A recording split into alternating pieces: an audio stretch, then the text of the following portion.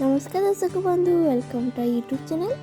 आज आम करवा ओडिया मानक अति प्रिय सीझा मंडा। चलते रेसिपीटी स्टार्ट करवा। सीझा मंडा प्रस्तुत करने आम एठारे अरुआ चाउल बेटर नहीं।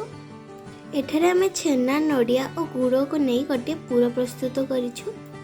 पूरर भल बास्ना आम एठारे गोलमरीच, गुजराती, अदा और खाइबा कर्पूर ऐड करूँ। आम एठारे अल्प खसा पूर प्रस्तुत करूँ। एठारे आम पेन नहीं पानी गरम करूँ। एबे आम पानी रे लुण ऐड करवा। खड़ीटी पेन रे न लग जावाई आम एठारे अल्प रिफाइन तेल ऐड करूँ। एबे आम खड़ी प्रस्तुत करवा। एथिरे आम प्रस्तुत करुथिबा अरुआ चाउल बैटर टी ऐड कलु। यह को आम भल भाव घांटिबा, नहले खड़ीटी लगी जीवो।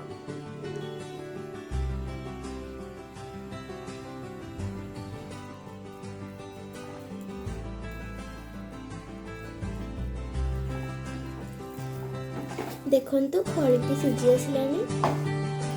एठारे आम अल्प चाउल गुंड रखीचु। एठारे आम अल्प चाउल गुंड ऐड करिवु।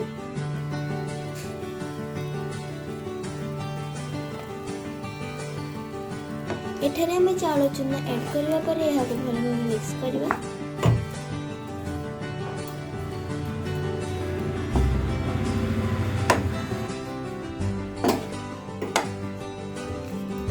खड़ीटी प्रस्तुत हो चलो टेस्ट करवा।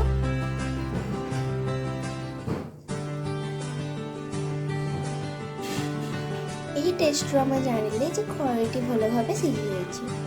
खड़ी को आम किसी समय ठंडा हाँवाई छाड़ीदे। एठारे आम अल्प खड़ी नहीं ताको भल भाव चकटी देवा।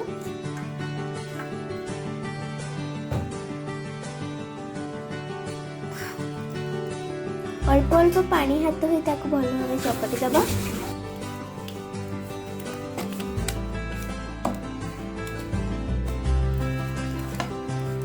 आम इडली हांडी रे पानी गरम करुछे।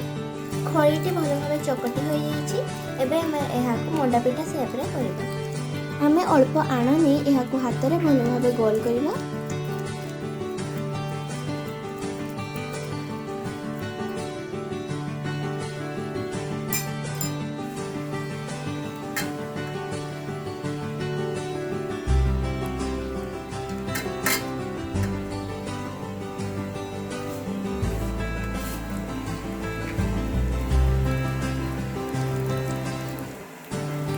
यह को मैं भल भाव पानी हाथ हो करवा।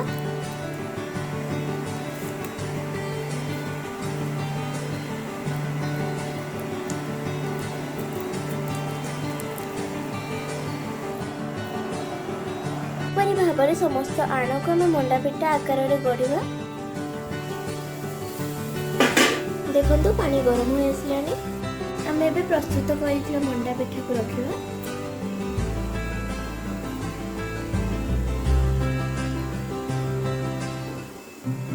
गोटे धड़ा कपड़ा साहाय्य ढांकी देछु। आम यह 10-15 मिनिट छाड़ीदे सिझापी। चलते चेक करवा मो मंडा पिठाटी प्रस्तुत है कि नहीं।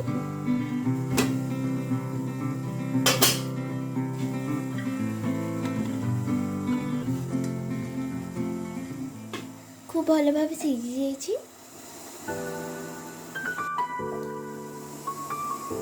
चलते मंडा पिठा गुड़ी को काढ़ीदवा।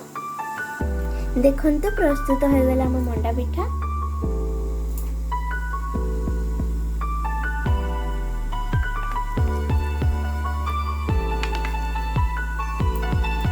देखते केते सुंदर भाव हो जाइए।